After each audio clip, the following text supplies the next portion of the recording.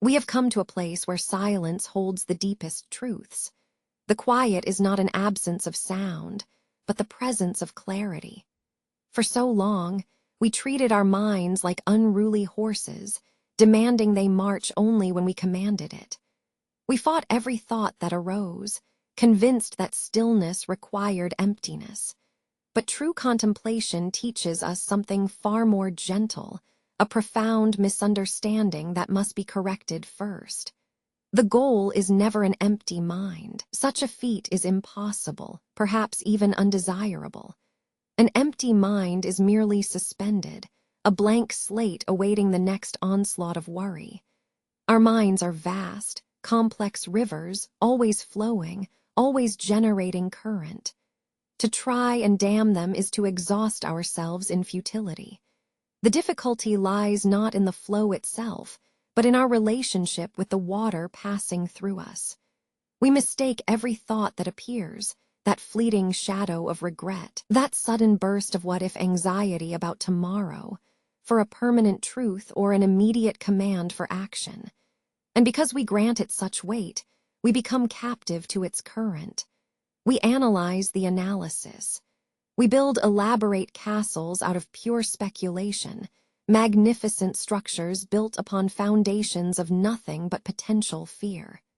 Think back to that frantic state of waking up at night, caught in the gravitational pull of your own mind. The what-ifs loop was relentless. It cycled through mistakes of the past as if they were urgent appointments needing correction, and then spun violently into scenarios about the future, each one a more terrible version of the last. This constant self-interrogation, this overzealous questioning, is an exhausting performance we put on for ourselves, day after day. The core misunderstanding we must unravel today is that thought equals reality. A single passing thought, however vivid or deeply disturbing it may feel in the moment, holds no inherent power to shape your life simply by existing within your skull. It is merely a product of electrical impulses, chemical fluctuations, and the ingrained habits of language and pattern recognition. And yet, we treat these thoughts as gospel. We act upon them. We structure our entire emotional existence around their dictates. Imagine the mind not as a battlefield where ideas clash and fight, but as a vast sky. The passing worries, the anxieties about finances or relationships, the persistent critiques of your own character, these are merely clouds. They gather in great storm systems at times, darkening the expanse until it feels impossible to see the sun. We become consumed by the weather report, forgetting that behind the transient darkness, the blue vastness of calm possibility still resides. The initial temptation is always to fight the cloud, to scream at it to disperse, or desperately paddle against its movement. But fighting requires energy, and struggling with thoughts consumes vital resources we need for living well. Stoicism, in this regard, offers a gentle but revolutionary discipline, observation without participation. It is not enough merely to recognize that you are having a thought. You must shift your posture relative to it. The practice is simple, yet profoundly counterintuitive. When the mind brings forth that old narrative, that self-criticism repeating itself endlessly, or the certainty of some coming failure, do not engage with the content. Do not argue with it. Do not try to rationalize its premise away until you are both drained and exhausted. Instead, simply notice it. Acknowledge its presence in a detached manner. Try this mental pivot. When the loop begins, when your mind starts spiraling into a vortex of possible regrets or future catastrophe, whisper internally, "Ah, that is a thought about regret," or "I notice the impulse to predict."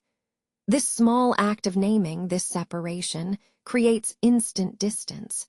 It reminds you that the thought belongs to the category of thoughts, not the undeniable truth of your being. This skill requires patience, immense patience. It is like learning to watch a river from the far bank, rather than being swept away by its strongest currents.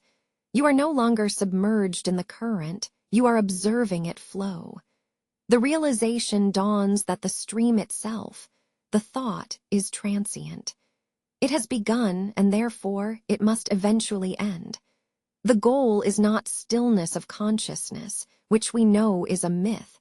Rather, it is the establishment of reliable separation. To build an emotional fortress around your core self, solid enough that when external worries or internal anxieties batter against the walls, they bounce off without penetrating the deepest chambers of your being. You become the quiet watchman, stationed at the threshold of your mind's attention, a steady presence who knows how to gently guide wandering thoughts back towards the immediacy of the present moment. This gentle redirection is where true freedom begins. We all live within the echo chamber of our own minds. It is a place where thoughts amplify and anxieties ring out, often louder than any storm or crowd. In the first chapter, we began to learn that merely observing these sounds was enough, that we were not swept away by them. We learned the gentle art of noting. I noticed the thought that. But this simple observation created space, a gap between who we are and what our mind dictates. However, simply naming a thought is not enough. The mental chatter often possesses an overwhelming momentum, like a river flowing too fast to fight. It carries with it the weight of every past regret and the cold spray of future what-ifs. To achieve true stillness, we must confront what keeps us perpetually unbalanced, the unhelpful mind itself. Think of it now, not as a collection of stray ideas, but as a distinct presence. This mind is restless, argumentative, and intensely focused on two things: yesterday's mistakes and tomorrow's potential failures. It is our inner critic wearing the cloak of foresight, and to learn how to quiet this voice, we must first meet it. This meeting is not a battle. There are no grand speeches, no dramatic confrontations, and certainly no magical silencing spells. Instead, it is a conversation. A difficult, protracted dialogue with a part of ourselves that has become tragically accustomed to worry. This part thrives on prediction. It feeds on hypotheticals.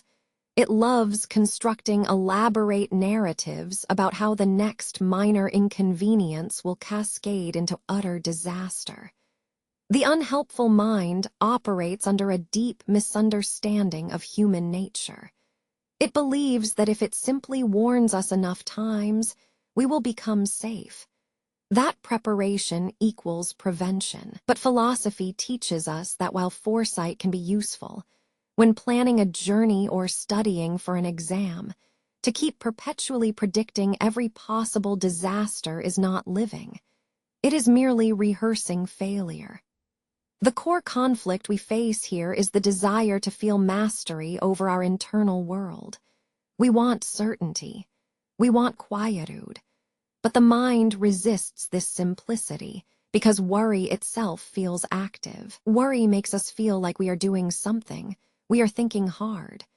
And action, even intellectualizing, often masquerades as productivity. As we engage with this restless companion, we notice patterns repeating themselves. It presents a problem, no matter how small or theoretical. We accept the premise immediately. If I think about this failure enough, maybe it won't happen. This is the fatal trap of rumination, the belief that thought equals power over reality. But our analysis has shown us repeatedly that worry is often just intellectual gymnastics. It builds structures out of sheer anxiety. The mind speaks in conditional clauses. If X happens, then Y will follow. And if Y follows, we will surely lose Z. Each clause adds a layer of perceived risk, weaving an intricate web of potential dread. It pulls us away from the warm immediacy of the present moment and anchors us firmly to theoretical cliffs built entirely of speculation. How do you respond? If you try to argue with it, no, that won't happen, or you are wrong, you waste tremendous energy. You engage in a mental tug-of-war where the mind is always stronger because it never tires and its ammunition supply is infinite. This argumentativeness only validates its existence and strengthens its grip. The subtle shift needed is not to argue, but to redirect. We must meet this intense companion with profound acknowledgement combined with radical detachment. When it presents a potential catastrophe, say losing your job or failing a relationship, the first response should be acceptance of the thought itself. I notice the vivid scenario about my professional collapse. Notice that phrase, I notice. It is merely an observation tag. It creates distance. You are not the disaster. You are the one who notices the possibility of the disaster. This separates the observer from the observed worry. We must understand the mechanical nature of this process. The mind is a phenomenal machine, capable of generating beautiful art or complex equations. But when stressed, it reverts to its easiest habit, looping worst-case scenarios. It becomes an echo chamber, forever replaying anxiety tapes without any possibility of resolution. The practice here becomes one of philosophical non-attachment from the thought. When the worry arises, do not dive into the narrative with it. Do not search for solutions within that panicked thought cycle. Instead, treat the thought like something outside your skin, like a passing cloud across an infinite sky. You acknowledge its shape and its passing, but you do not step onto the cloud or become invested in the storm pattern it depicts. This detachment requires us to accept the inherent imperfection of the mind itself. It is designed for survival, which means that when we are calm and safe, it gets bored and starts inventing threats. That invention is not a reflection of reality. It is merely the background hum of an overactive neural network. The hardest lesson of meeting this unhelpful mind is realizing that self-compassion must be applied even to its worst habits. We do not attack the worrying part of us. We guide it, gently but firmly, back into the present moment. If you feel the pull toward deep analysis or endless simulation, simply ask, what useful reality am I facing right now? The goal is never silence, for a mind that does not think is merely dormant, and that is not wisdom. The goal is freedom. It is the freedom to let thoughts occur, to allow them their passage, without needing to participate in their drama or accepting their worst predictions as gospel truth. We are moving from being actors on the stage of our anxieties to becoming simply the audience watching the play unfold. A thoughtful, gentle watchman, observing the drama without taking a part in its outcome. This is the disciplined surrender required to gain true inner peace. It is recognizing that while the mind will always generate narratives, we alone possess the sovereignty over whether those narratives define us. We have spent time acknowledging the storm within. We learned that simply noticing a thought is enough to distance ourselves from its power, treating our inner dialogue not as truth, but merely as sound. But knowledge remains different from practice. The true challenge lies in maintaining this gentle separation when the emotional tides rise again. When the worry returns, it often feels overwhelmingly personal, a threat to our very identity. It whispers that if we stop thinking about a problem, the problem itself will simply reappear, louder and more aggressive than before. This is the deep current of anxiety, convincing us that thought equals reality, and inaction means catastrophe. The journey now takes us to a place of profound stillness, where the clamor of the self-judgmenting mind cannot reach. Picture an ancient observation post. It is not a fortified structure designed to keep things out, but rather a quiet vantage point built to allow viewing everything clearly from afar. From here, we learn the most fundamental lesson taught by the great schools of wisdom, the radical act of separation. Philosophy offers us one monumental tool for mental peace, and it is nothing less than the ability to draw a precise line in the sand, or perhaps more accurately, a clear boundary in the air itself. This line separates what resides within our sphere of immediate influence from everything else that exists outside of it. It is the critical, life-altering understanding that most of our suffering stems not from external events, but from our refusal to acknowledge this boundary. We have been trained by culture and circumstance to believe that total control over outcomes, be it a career trajectory, another person's feelings, or global stability, is possible. This promise is the root of relentless anxiety. We build elaborate mental structures meant to predict every variable, ensuring safety in the architecture of possibility. But the universe is not an equation we can solve with enough careful thought. It is a flowing river, unpredictable and immense. The Stoics did not advocate for passivity. They advocated for focused energy. They taught us that while we cannot choose what happens to us, we possess sovereign authority over how we assent to those events, and more profoundly, over the judgment we affix to them. Our judgments are internal interpretations. They are merely opinions that our minds adopt as fact.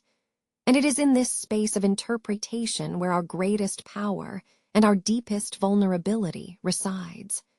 Consider the weight of an event, a setback at work, a word left unsaid by a loved one.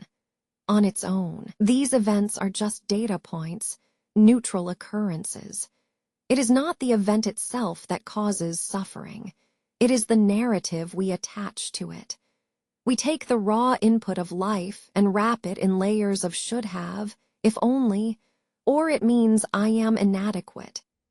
This transformation from mere observation to harsh self-criticism is the mechanism of overthinking, and it feeds a cycle that paralyzes us. The Stoic observation post teaches us a simple discipline, radical acceptance of reality as it presents itself now. It requires us to meticulously catalog every external element, the weather, other people's choices, economic trends, and then systematically ask ourselves one single question. Is this within my control? If the answer is no, we practice immediate non-attachment. We do not fret over the impossibility of changing what was, and we cease demanding perfect prediction of what must be. This realization is liberating because it shrinks the colossal field of worry down to a tiny, manageable point. Our focus narrows intensely onto two areas: our internal response and the effort we put forth today. Everything else, the past's mistakes, the future's unknowns, the actions of others, must be treated as scenery that passes by. The overthinking mind loves grand, sweeping narratives. It builds intricate stories where every external failure is proof of some deep, internal defect. It creates elaborate villains and heroes in a cycle of self-blame and anticipation of doom. To counter this, we must train ourselves to be observers first and participants second. We are not the thought. We are the witnessing mind that observes the thoughts. Imagine standing at this post. Below you, people are engaged in dramatic struggle, some arguing furiously, some pacing in circles of worry, all consumed by internal drama. You do not need to join their fight or try to fix their problems. Your job is simply to observe the patterns. See the anger flare and fade. Notice the pattern of cyclical anxiety looping back upon itself. Acknowledge that they are struggling with external forces or past hurts. By observing without judgment, without participation, we reclaim a vast reserve of inner peace. This discipline translates directly into practical daily living. When the worry about tomorrow arrives, and it always will, you pause physically and mentally. You must stop the cascade of hypotheticals. Instead, you anchor yourself to this moment. What is required of me right now? Is it a breath? A focused task? a kind word. The depth of wisdom here is that the highest form of productivity often comes not from frantic action, but from profound stillness and clarity regarding boundaries. The true test of our peace is not when things are calm, but when they are tumultuous. When the external pressure mounts, when deadlines loom or relationships become strained. The temptation is to dive headfirst into a maelstrom of analysis, to run until exhaustion whispers that analyzing has failed.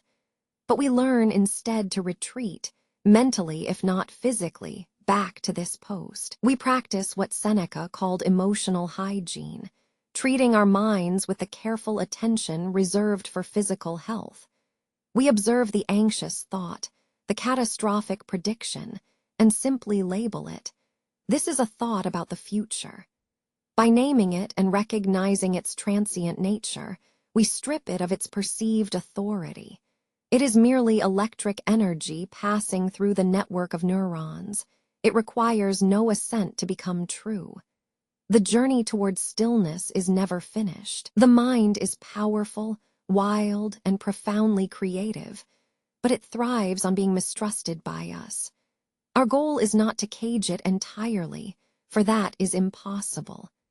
Our goal is simply to build a habit of gentle correction, a continuous return to the boundary. To remember daily that while we must take responsibility for our intentions and reactions, the overwhelming complexity of existence belongs outside our direct jurisdiction.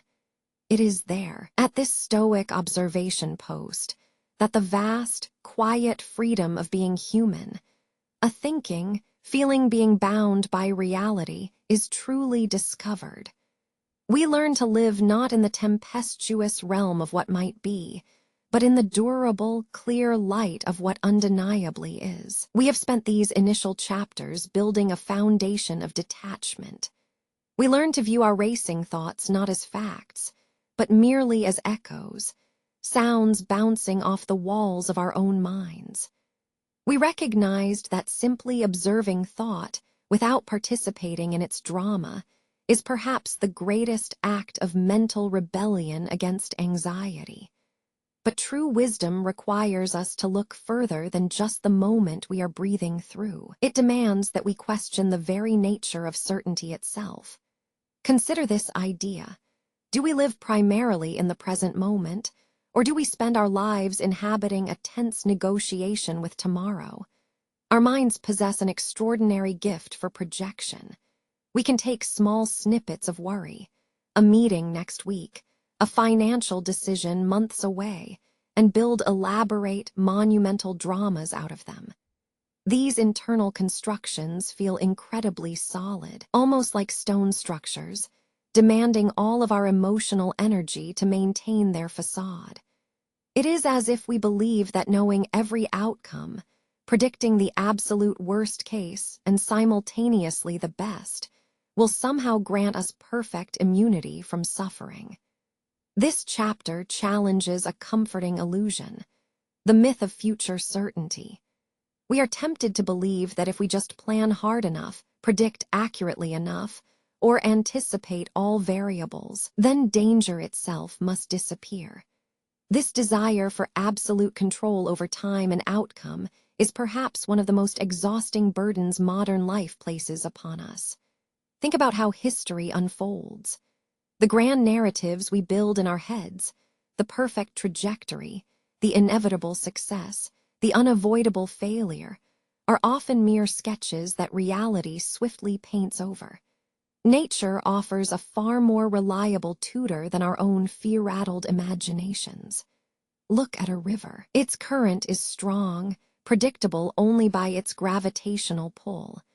It moves through rocks and bends around unseen obstacles, yet it does not stop because of them. It simply continues to exist in the present instant, flowing with an inevitability that knows no absolute ending or guaranteed start. When we overthink the future, we are essentially trying to bottle up a river. We try to force its path, predict every pebble beneath the surface, and chart it into rigid channels. And yet, Life rarely adheres to our meticulously drawn maps. Things change due to factors entirely outside our sphere of influence. Global shifts, other people's unpredictable whims, or simply bad weather. The great irony is this: the energy we spend attempting to guarantee a perfect future or prevent an imagined catastrophe in some distant time cannot be spent on the reality that exists right now. We become trapped in what I call temporal anxiety, the panicked feeling that because something might go wrong, it therefore must go wrong. The Stoics understood this deeply. They taught us to respect the limits of human knowledge. Our certainty about tomorrow is built upon assumptions. We assume our circumstances will remain stable, that people's affections are fixed, or that resources will be infinitely available. But life is a masterpiece painted in pigments of surprise and change. The anxiety loop thrives on this misplaced belief. It takes a minor present event, a slight delay, a missed text message, and immediately escalates it into a catastrophic prediction about the entire future structure of our lives. We build walls around potential problems that do not exist, dedicating massive mental resources to guarding them. We must practice an active form of intellectual humility. Instead of demanding certainty from reality, we must learn to accept uncertainty as inherent, as simply part of being alive and moving through time. Uncertainty is not a deficiency. It is the fundamental texture of existence. It is the space where possibility resides. Consider your greatest fears about the future. Often, when you trace these predicted cataclysms back to their source, they are linked to outcomes that carry a remarkably low probability. The human mind is an expert at amplifying risk and minimizing positive likelihoods. It creates vivid, high-stakes narratives based on limited data. By recognizing this bias, we can gently disarm it. When the thought arrives, the dreadful forecast of what if, we must intercept it not by arguing with it but by questioning its premises. We ask, what is the evidence for this predicted disaster? Is this scenario guaranteed? And if even the worst happens, what resources or resilience do I already possess that will allow me to navigate it? This shifts the focus from catastrophic prediction to manageable endurance. The goal is not passive optimism, which sometimes ignores reality, but radical realism combined with mental flexibility. Radical realism means acknowledging, yes, bad things can happen. Uncertainty is real. Mental flexibility means accepting that because you cannot control those external variables, your power must be invested entirely in the quality of your judgment and response right here, right now.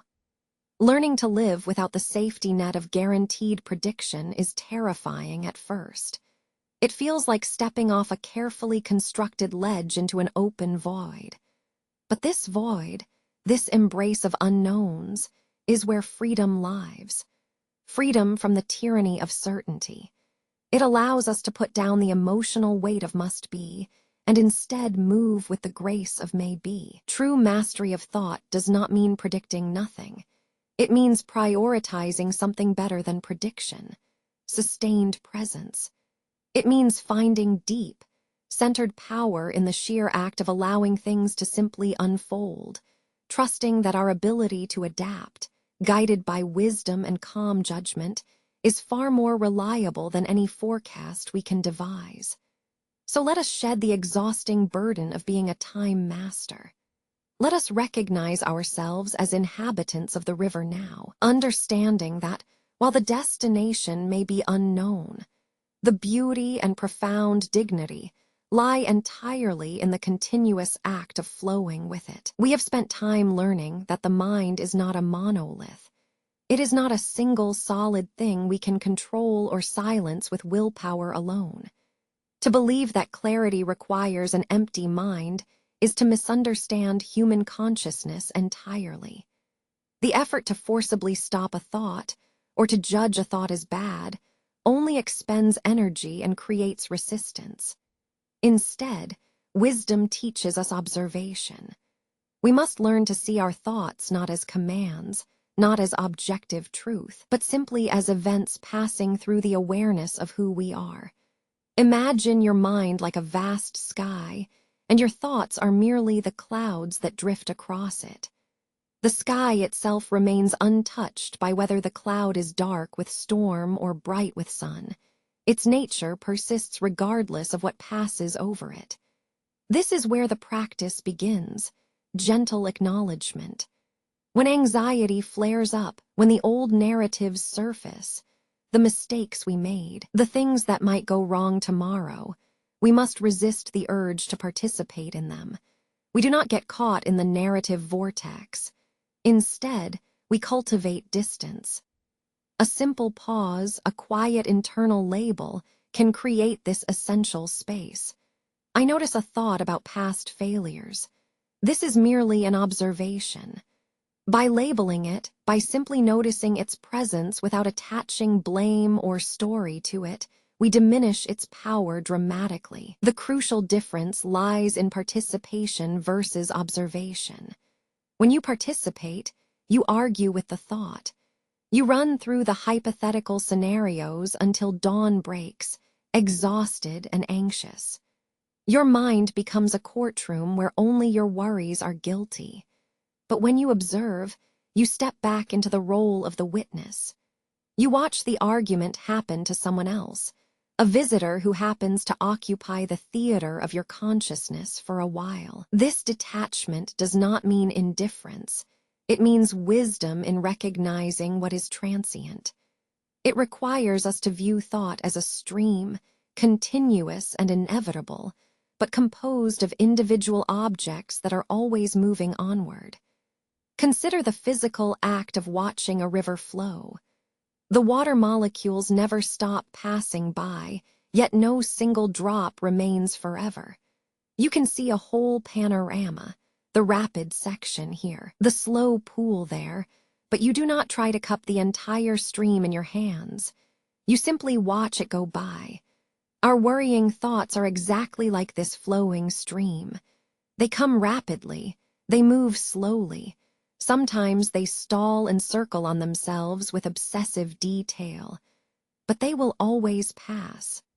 The goal of mindfulness here is neither to stop the flow nor to change its course, but only to acknowledge its current movement without getting swept away by the undertow of emotional reaction. This practice is one of constant redirection. Whenever you find yourself caught in a loop, replaying a conversation, or anticipating disaster weeks from now, you must gently redirect your attention back to a single point of contact, your breath. The breath is always here. It anchors you to the immediate moment, providing an undeniable proof that right now, in this very instant, the future has not arrived and the past cannot be retrieved. You are tethered only by the intake and release. When the thought attempts to grip you with its narrative power, imagine it as a leaf floating down that stream. Do not fight the leaf.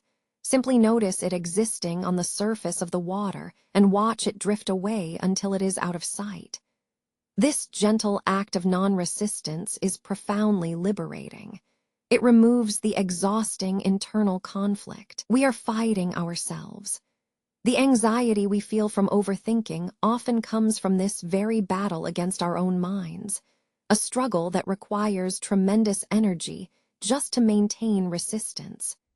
By treating thought like a stream, something seen but never captured, we find that the power diminishes with practice.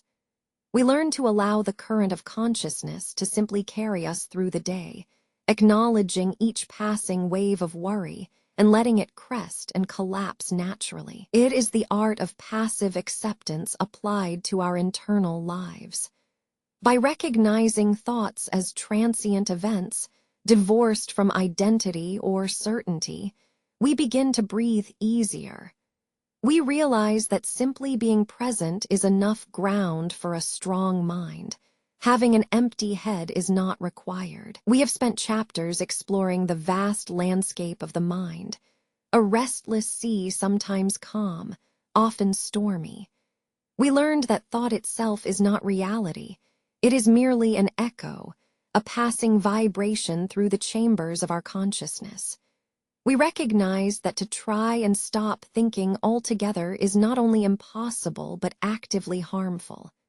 The true goal, we realized, is not silence, but radical presence. It is about cultivating a watchful attention, an awareness so steady it can gently notice when the mind begins its familiar spiral, those old traps of regret or fear. And to do this work of self-observation, we must learn to root ourselves firmly in what exists right now. The greatest illusion that keeps us trapped in overthinking is the idea that our value, or our peace, depends on having all the answers or living without a single worry. We treat our minds like anxious engines, believing that if we just run fast enough or think hard enough, we will solve the looming problems of tomorrow. This belief drains us entirely, leaving us exhausted by our own internal machinery. But the truth is far simpler and infinitely more profound. Life requires only this moment. It demands nothing less than what is present, right here, in the breath filling your lungs and the subtle sensation of gravity pulling you toward the earth. Every single concern we carry, every remembered slight, every imagined failure, every grand plan for years from now, requires us to pull our focus away from the simple, sustaining miracle of enough now. The power of enough now is the antidote to anticipation. When we are consumed by what might have been, or what must happen, we forfeit the ability to appreciate the solid ground beneath our feet. Our minds build elaborate timelines, futures stacked upon past grievances, creating a colossal monument of unlived potential and unresolved emotional debt. Consider the simplicity of sensory experience. The moment you are fully immersed in the taste of your morning coffee, the subtle warmth on your tongue, the fragrant steam curling toward your face, you cannot simultaneously calculate the likelihood of failure at work next week or regret the words spoken decades ago. Those timelines fall away like smoke when the attention is anchored to something immediate and undeniably real. The same happens when you focus solely on movement.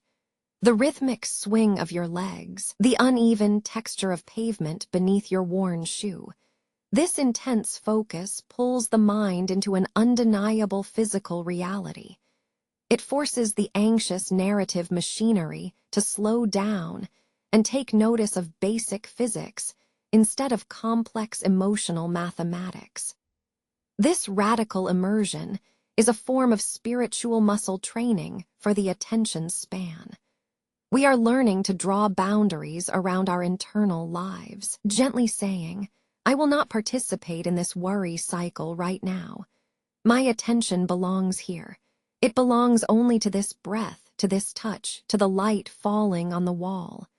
The conflict arises when we try to sustain this presence against years of habit. The mind resists stillness. When you settle into quiet observation, it will rush to fill the void. It will scream with hypotheticals. What if you fall asleep and miss something important? What if this moment is actually the calm before a disaster? This internal rebellion is natural. It is the echo of generations conditioned to treat time as a finite commodity that must be maximized, every second analyzed for meaning or threat. But we have learned from Stoicism that much of our suffering comes not from events themselves, but from the judgments we overlay onto those events, the shoulds and musts. The desire to constantly optimize, improve, or plan is a byproduct of believing that current existence is somehow deficient. We believe that peace is something earned through relentless striving. The practice of enough now dismantles this foundational belief. It teaches us radical acceptance not as resignation, but as power. Acceptance here means recognizing what is, without immediately trying to fix it or predict its next state. It is acknowledging the current state of being, the lukewarm coffee, the mild ache in a shoulder, the simple fact that you are sitting there, and drawing deep gratitude from that unvarnished truth. This moment, stripped bare of expectation, is sufficient. This singular breath, this single heartbeat, possesses all the necessary capacity for resilience and peace. It holds enough light to illuminate the immediate path forward, which does not require omniscience, only attentive steps. When we habitually pull our focus back from endless thought streams to these small anchors, the warmth, the sound, the scent, we starve the anxiety mechanism of its fuel. We demonstrate to the mind, through continuous, gentle redirection, that there is nothing more urgent than the sustained reality of right now. This gentle letting go of temporal attachment does not mean we ignore responsibility or cease caring about our future. Instead, it means that when we care about tomorrow, we are armed with a stable, resilient foundation built entirely on the wisdom of the present moment. We move from an overthinking anxiety, which is defined by endless projection, to mindful action, which is defined only by awareness. It is this constant return to sufficiency, this quiet embrace of what simply is, that finally stills the restless mind and grants true, sustainable peace. We have spent time observing the flow of thought. We have learned to see our anxieties as passing clouds, separate from the self, and we understand that fighting these mental currents is exhausting. But observation alone can sometimes feel insufficient. It teaches us detachment, yet it doesn't tell us how to dismantle the deep-seated stories we are constantly telling ourselves, the narratives about who we are, what will happen, and why others might fail us. Our minds, magnificent as they are, have a habit of crafting incomplete truths. They weave powerful, vivid tales using only scraps of evidence. These are not records, they are biased edits. Our brain is wired for pattern recognition, which was vital for survival when our ancestors faced real threats. But in the quiet safety of modern life, this same mechanism becomes deeply flawed. It begins to assume that because one negative event happened once, it predicts a guaranteed cycle of negativity forever after. The flaw lies not in thinking itself, but in how we interpret those thoughts. We are prone to what we call narrative bias, the tendency to construct a story about reality using selective memory and predictive exaggeration. Our mind doesn't present us with objective data. It presents us with headlines for a drama that only exists within our own skull. The challenge, then, is skepticism, not the casual doubting of facts, but a deep, philosophical skepticism toward the absolute authority of our inner monologue. We must learn to ask, what evidence do I have for this story? And more importantly, who benefits from me believing this narrative? Consider the stories we tell ourselves about rejection. A single missed phone call becomes proof that we are universally unworthy. One disagreement in a professional setting is used as absolute confirmation that we will never achieve true stability. These emotional chains are built not from solid fact, but from repeated assumption. We treat these assumptions as undeniable laws of physics governing our personal life. And what happens when we accept these stories without questioning them? They create expectations, rigid mental scripts for how the world owes us peace, or how others should respond to our needs. When reality inevitably fails to meet the dramatic demands of our inner script, we experience a profound sense of betrayal, and this fuels further rumination. The narrative spins faster because the gap between the story and reality is too wide. The work now moves from simply observing thoughts to critically analyzing the structure of those thoughts. We must become internal literary critics. When an anxious thought arises, Perhaps I am going to fail or this relationship will end badly. We pause, not just to label it as a thought, but to trace its lineage. Where did this story begin? What single, small moment was misinterpreted enough to spawn this massive catastrophe in our internal theater? We must identify the biases at play. One common bias is confirmation bias. We unconsciously seek out and give undue weight only to information that confirms what we already suspect or fear. If we believe we are always underestimated, we will disproportionately remember every instance of someone else pausing or seeming distracted, ignoring all the times they genuinely supported us.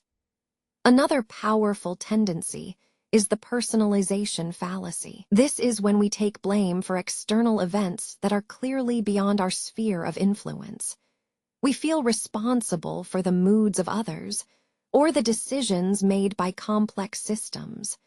A storm, an economy, a coworker's bad day.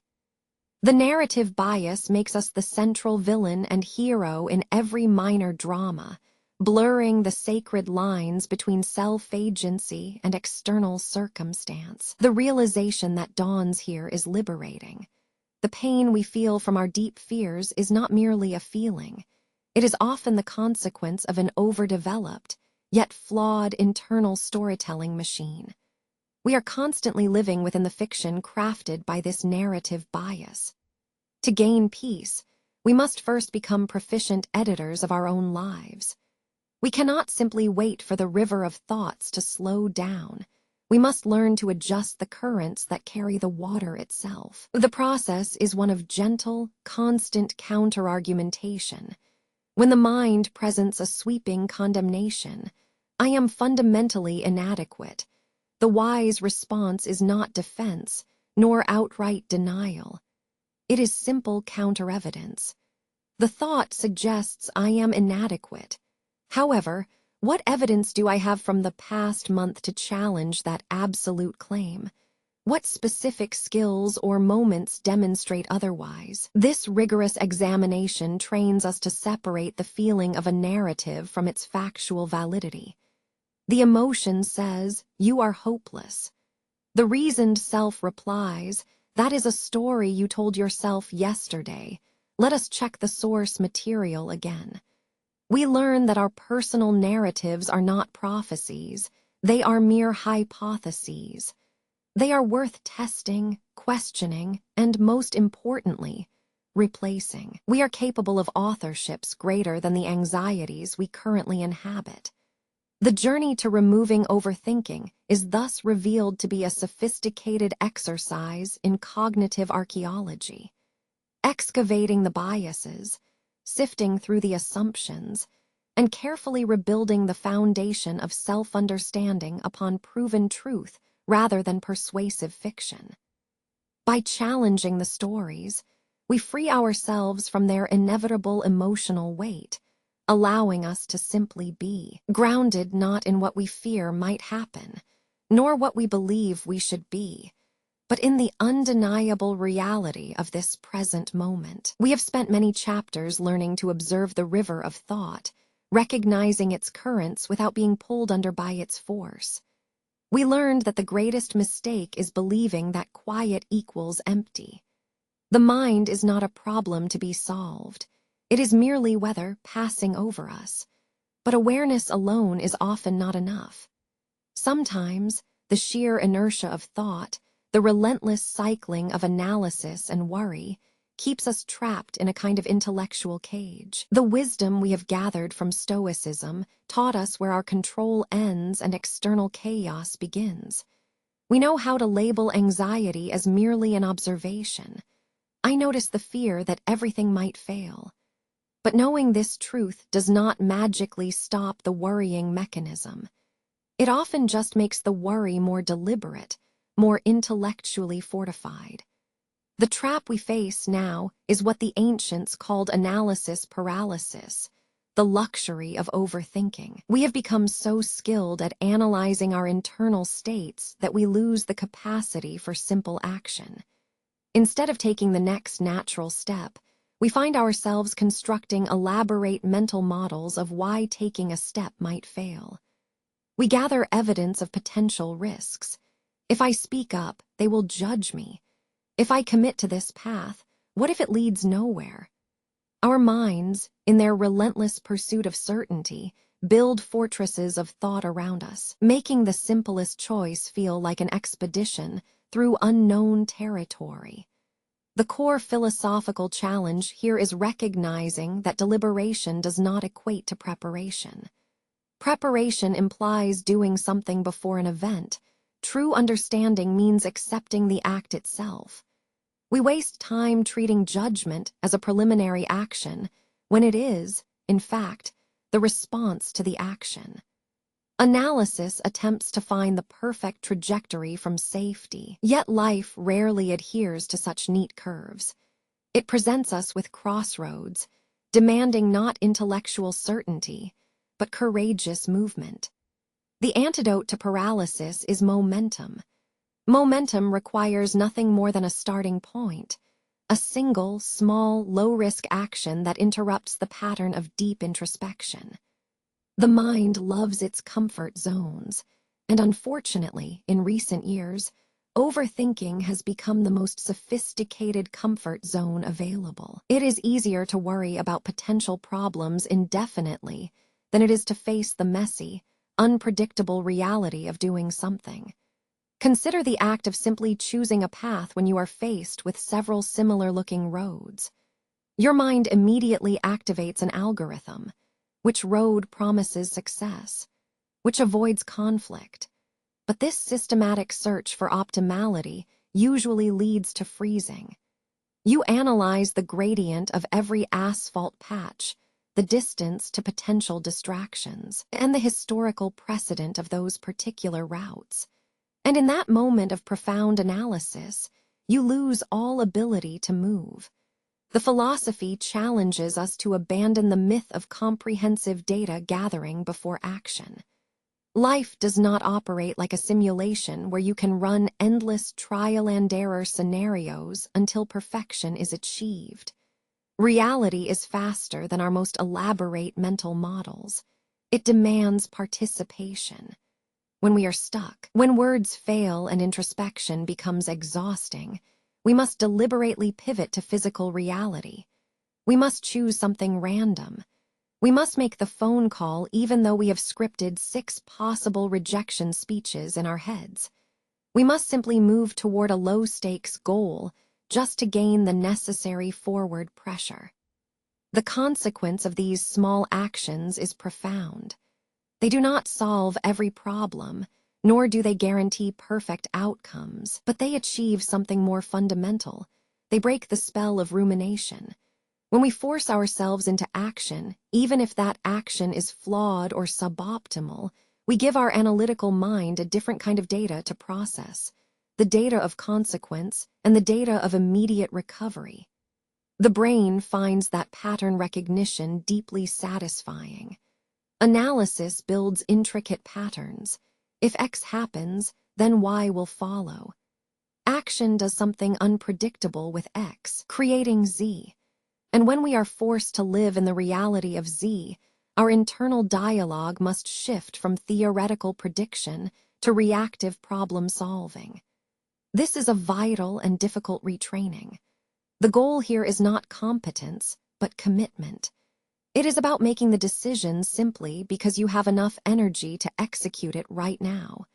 We are practicing trust, trusting that our ability to navigate setbacks will be greater than our current anxiety about them. We must learn to distinguish between thoughtful consideration, which informs action, and obsessive rumination, which stalls life. Thoughtful consideration narrows the field of choices.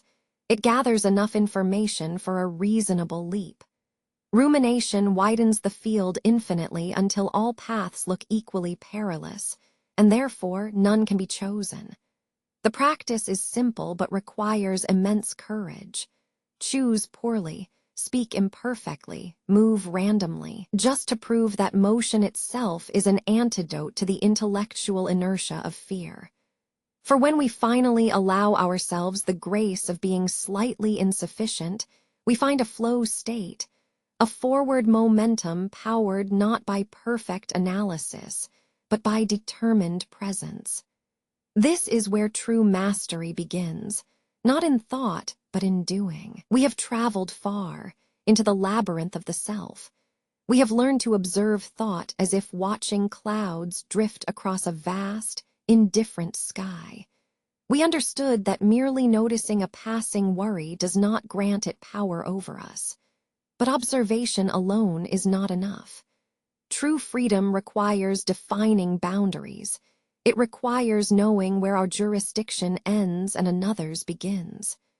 Overthinking thrives in the hazy, unmapped space between what we can influence and what we simply must endure. Consider your mind a natural, powerful river. At times, this river flows strong with anxiety about tomorrow, rushing toward perceived dangers far downstream. Yet, sometimes, the water is murky because it has mistakenly tried to carry things it cannot hold. The judgments of others, the whims of fate, or the unpredictable actions of loved ones. The deepest struggle in overthinking is not even the thought itself. It is trying to manage forces that were never meant to be managed. The ancient philosophers understood this truth long ago.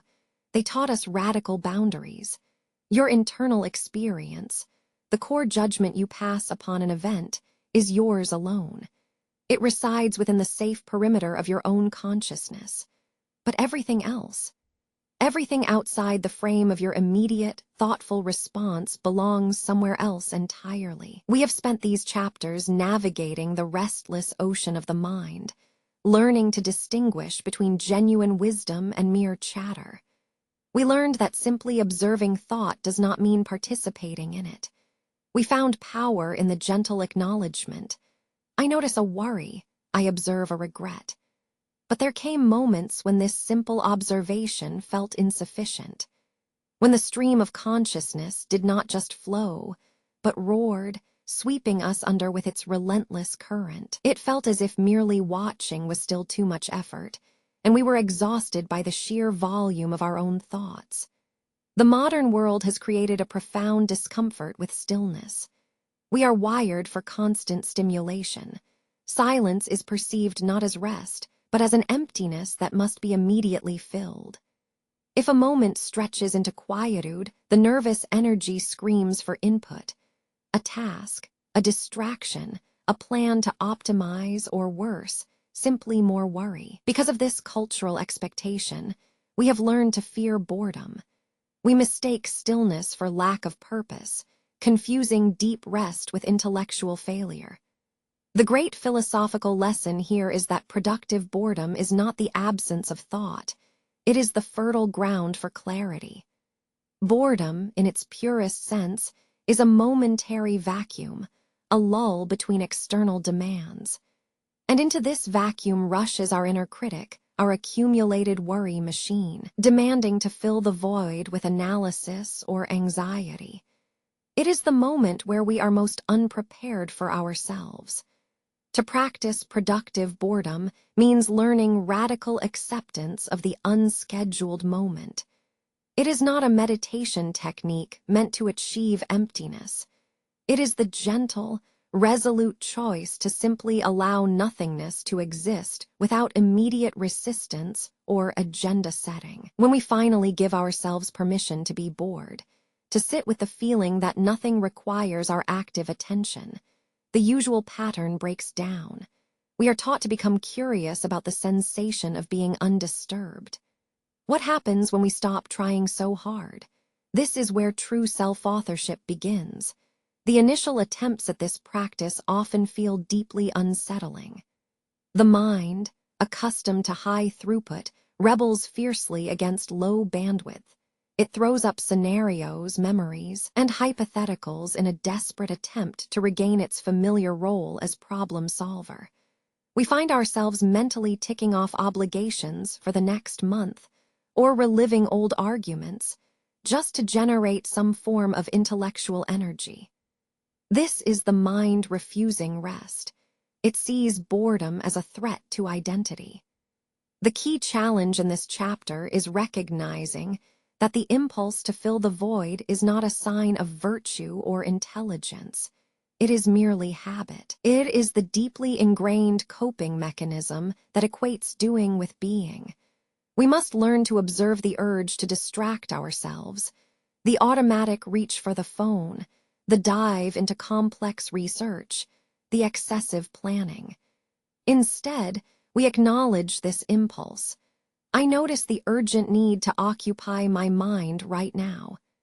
This simple labeling creates a vital gap between the stimulus and our response. The true mastery of productive boredom is cultivating profound patience with ourselves. It means treating the silence not as an opponent to be vanquished, but as a quiet companion to be met with curiosity. When we stop trying to fix the moment or optimize the feeling of boredom, we allow our natural rhythm to reassert itself. We begin to notice subtle internal signals that were drowned out by the noise. A shift in posture, a slight tension release, a deep breath drawn completely into the solar plexus. This stillness is restorative because it demands only presence, not effort. It requires nothing from us but attention directed inward, away from the relentless drama of what if and if only. By resisting the gravitational pull of distraction, we create internal space. This space is where genuine insights emerge. It is where our most authentic selves, the parts that worry less about performance and more about simple existence, can finally be heard. Boredom, viewed through this philosophical lens, becomes a powerful antidote to the tyranny of productivity, reminding us that sometimes the most profound action required is none at all. We have spent so much time building intricate walls around our minds.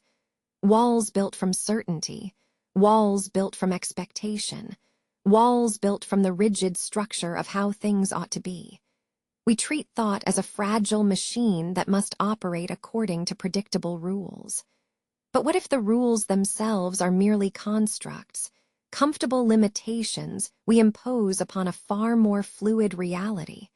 This final dismantling begins with the powerful word, should. To say we should feel a certain way when we lose something.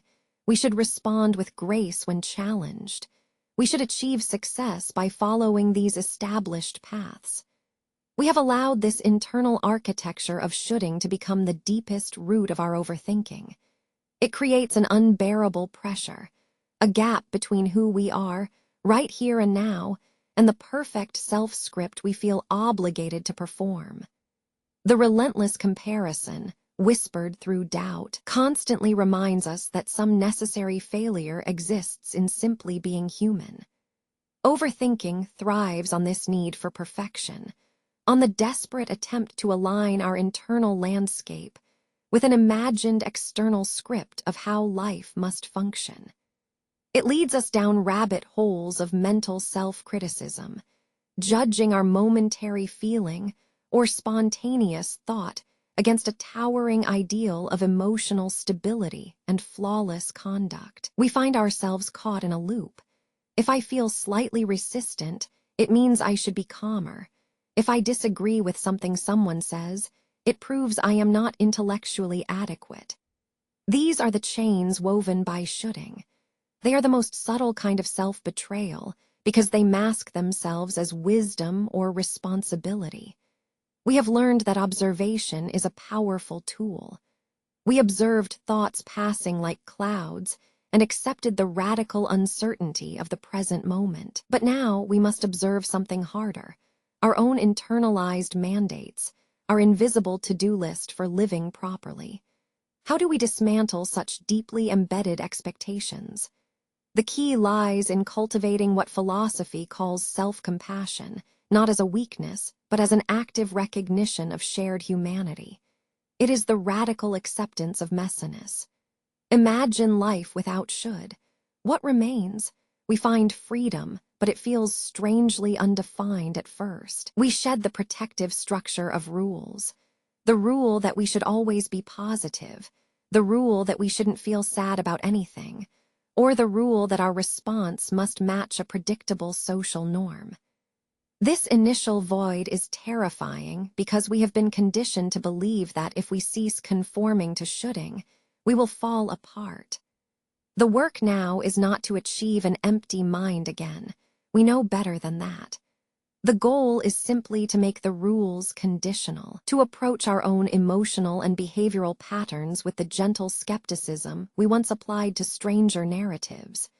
When a thought arises, a sharp, judgmental pang saying I should have handled that conversation differently, or that I shouldn't feel this frustration at all, we stop. We pause, physically if necessary, pulling ourselves out of the immediate current of blame or regret. And instead of agreeing with the mandate, we ask a different question. Is this true? Is this universal? Who wrote this rule? The breath becomes our anchor again, not just for calm, but as a deliberate act of resistance against expectation. We remind ourselves that the human spirit is designed for variation. It is resilient in its contradictions. Joy and sorrow are equally necessary data points. Anger might be simply the messenger warning us that a boundary has been crossed, not a sign of moral failure. Exhaustion may signal nothing less than profound overextension, requiring rest, not more striving toward an imagined perfect state. We must treat our internal critics with the same intellectual rigor we apply to external information. When the inner voice screams that I should be productive, successful, or constantly optimized, we acknowledge its energy, thank it for its diligence, and then gently ask it to stand down. We reframe competence not as the absence of difficulty, but as the ability to navigate imperfection with kindness toward oneself. The wisdom we seek is not found in eliminating our flaws, but in owning them completely. Our messy humanity, marked by mistakes, hesitations, genuine confusion, these are not errors requiring correction. They are simply evidence of a life fully lived and thoughtfully experienced. The greatest freedom lies in this realization that there is no single script for existence. There is only the continuous act of showing up, with all your beautiful contradictions, recognizing that being imperfectly present is itself the highest form of wisdom. We dismantle shoulding not by conquering our thoughts, but by embracing their full, unpredictable spectrum. The noise, the quiet, the momentary lapses into profound sadness, and the spontaneous burst of unexpected joy. All are merely parts of the unscripted narrative of being real. We have spent chapters learning to observe the ceaseless tide of thought. We learned that the mind is not a crystal-clear reservoir, but rather a wild river, always moving. This journey has required us to redefine what peace even means. Peace is not silence. It is not the absence of worry or the halt of an anxious narrative. To seek such perfect emptiness is perhaps the greatest illusion of all. If we believe that true wisdom demands a mind untouched by thought, then every philosopher who ever lived has been fundamentally misguided. The human condition itself is defined by this restless internal echo chamber. We are creatures designed to analyze, predict, and recall. Thought, for us, is not an enemy to be defeated, but the very engine of our consciousness. The challenge, therefore, shifts from elimination to acceptance. How do we live well with a mind that constantly wanders? This is the quiet wisdom of imperfection, the understanding that wholeness does not require flawless performance or perfect thought patterns.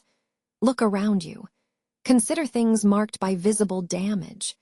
Think of kintsugi pottery, where shattered ceramics are painstakingly repaired using lacquer dusted with gold. The breakage itself is never hidden. It is highlighted, honored, and incorporated into the object's very beauty. This act, profoundly ancient and deeply artistic, serves as a powerful metaphor for the human self, the story our minds tell us.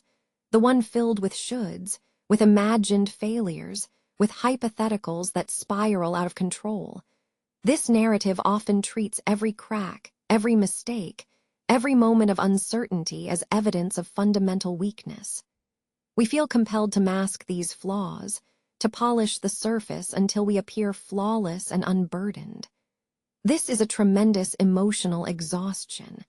But what if those apparent weaknesses are, in fact, the deepest sources of our greatest strength? What if the most resilient parts of us, the ones that have been tested by doubt or stained by failure, are actually the points where our truest selves shine through?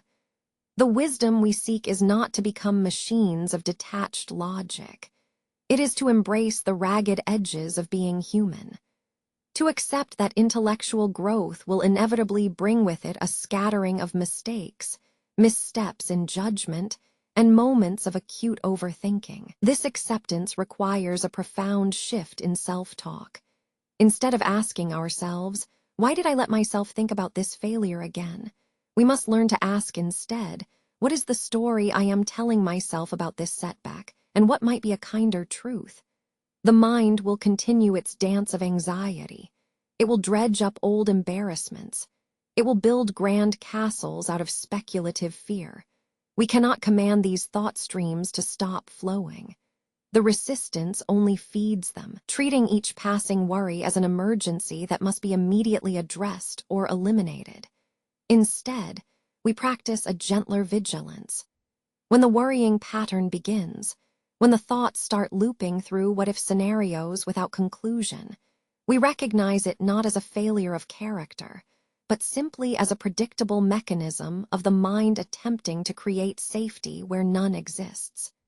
We remember the lesson from our observation post, that we can separate judgment from event. We apply this separation not just to external chaos, but to the internal turmoil itself. The thought, "I am inadequate," is an assessment. The reality is simply a passing neurological signal. By labeling it, by acknowledging the pattern without adopting its truth, we create crucial emotional distance. To embrace imperfection means giving ourselves permission to be unfinished. It means understanding that your value, and indeed your inherent dignity, does not decrease because you miscalculated, or because you felt overwhelming grief, or because you lost a battle against self-doubt.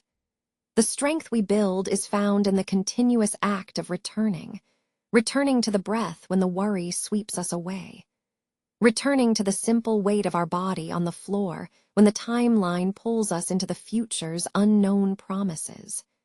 This gentle return, this willingness to be imperfectly present, is where true freedom resides. We stop striving for the mythical state of perfection, that pristine mind impervious to human flaws. We accept the beauty of our inherent complexity.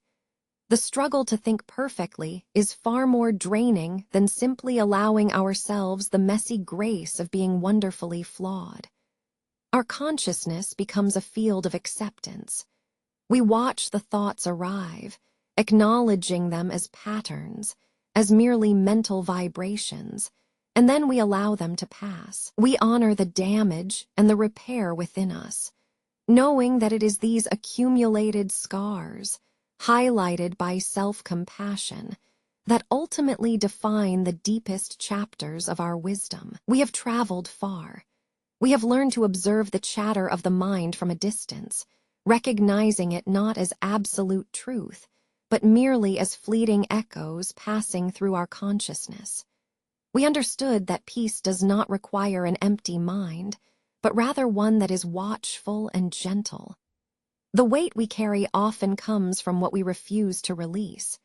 It is the accumulated sediment of past regrets, the worries spun from hypothetical futures, and the expectations we once allowed ourselves to hold too tightly. Think of your mind as a vast shore, constantly washed by an unstoppable tide. Each thought that arrives, each worry about yesterday, each fear about tomorrow, is merely a wave cresting and receding. The practice now is one of profound release. It requires us to become skilled practitioners not in stopping the thoughts, but in acknowledging their inevitability without giving them power over our settled state. We must learn the art of surrender, not the passive resignation that gives up hope, but the active, conscious act of letting go. We will begin by addressing the anchors of worry. These are those deeply ingrained mental loops, the what-ifs and the should-haves, that we habitually grasp at, believing their retention somehow shields us from pain or guarantees safety. Yet, holding on only tightens our grip on anxiety. It is a futile effort, like grasping smoke. The breath becomes our initial point of return. When the mind inevitably races into a spiral of concern, when the critical voice rises up to dissect every past mistake, we do not fight it head-on. We simply redirect our awareness back to the physical rhythm of the inhale and the exhale. The breath is neutral ground.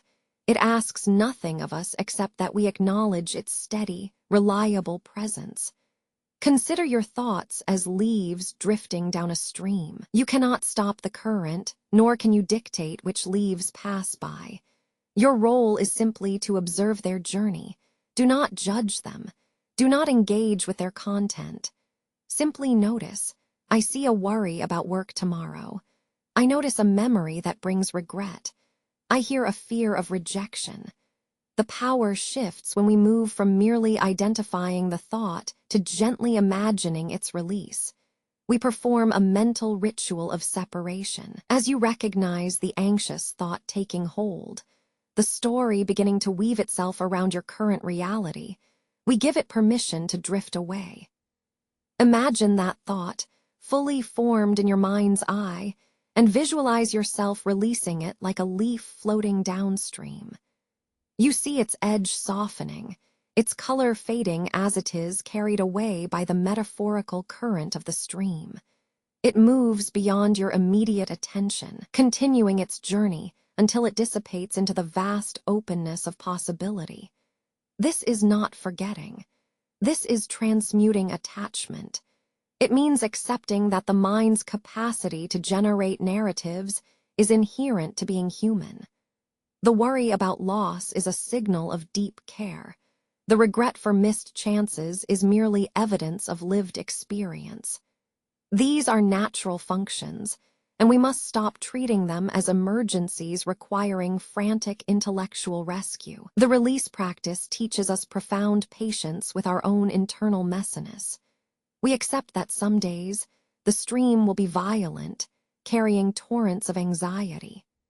On those days, the goal is not to empty the river entirely, but merely to notice where your edge lies and remind yourself, this too shall pass. You are not the content of your thoughts. You are the spacious field in which they appear. The accumulated worries form a heavy emotional backpack that we wear day after day. This practice asks us to consciously unburden ourselves, to lift our hands, open them wide, and imagine dropping that weight, the need to control others' actions, the fear of unknown outcomes, the persistent replay of old arguments. Feel the subtle physical sensation of setting it down. When we practice this gentle release, we are not being weak. We are exercising profound self-mastery. We are learning where our true locus of power lies, which is always within the single moment, in the breath that lifts us and settles us. This is a continuous commitment, a quiet vigilance that demands nothing more than our honest presence. It is the understanding that peace is not a destination we arrive at after clearing all baggage. It is the gate with which we walk away from the bank, constantly practicing letting go of what was supposed to be carried along. We have traveled a long way in this journey. We have learned to meet the racing mind not with struggle, but with gentle recognition. We have seen that overthinking is often merely an elaborate habit of the mind, a persistent echo rather than an absolute truth.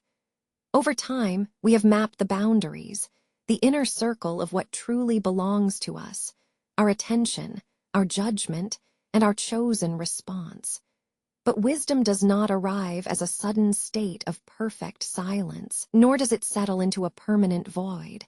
The goal is something much more nuanced, far quieter, and infinitely more practical.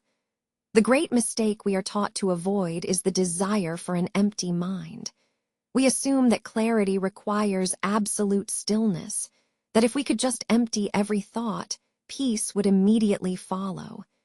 Yet this pursuit itself becomes another exhausting object of perfection, another mental hurdle to clear. Our minds, however, were not designed as blank slates. They are vast rivers in constant motion. They must flow. To try and dam them is not only impossible, but creates immense internal pressure that leads to greater anxiety. Instead, the final lesson whispers a different truth. The goal of self-mastery is not emptiness. It is vigilance. It is becoming a watchful presence, the quiet watchman within us. This is a state of alert tranquility. Think of this watchman not as a censor or a judge demanding compliance, but as a gentle guide. The watchman does not try to stop the thoughts. It merely notices them wandering. Imagine your mind as an open meadow. Thoughts will rise and pass through. They are like passing clouds, transient, immense in appearance when viewed up close, but ultimately without substance.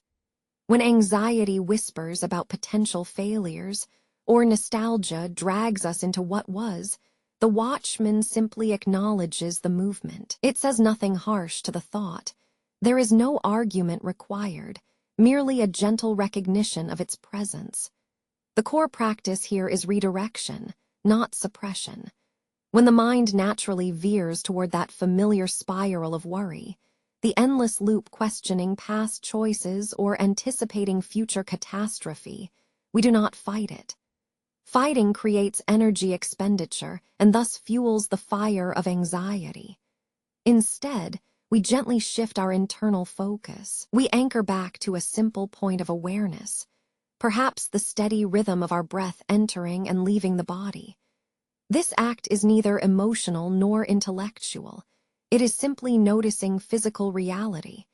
It is the ultimate return to the self. This watchman understands that wandering thoughts are not flaws in character, but merely the default setting of an active consciousness. They are information signals, signals that require observation, but not immediate, reactive engagement. When the mind begins weaving a complex narrative based on what might have been said, or what might happen next week, the watchman steps in with a profound calmness.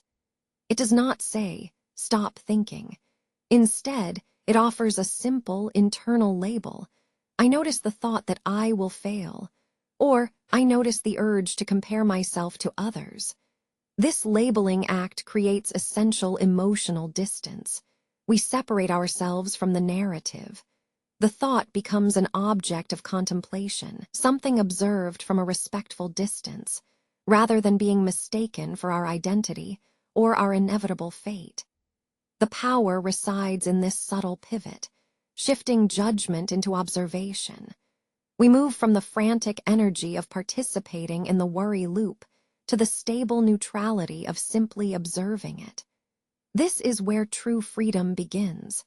It is realizing that while we cannot control the incoming stream of thoughts, we can absolutely control our relationship to them. We can choose to be spectators to our own minds. This process requires patience and a profound sense of self-trust.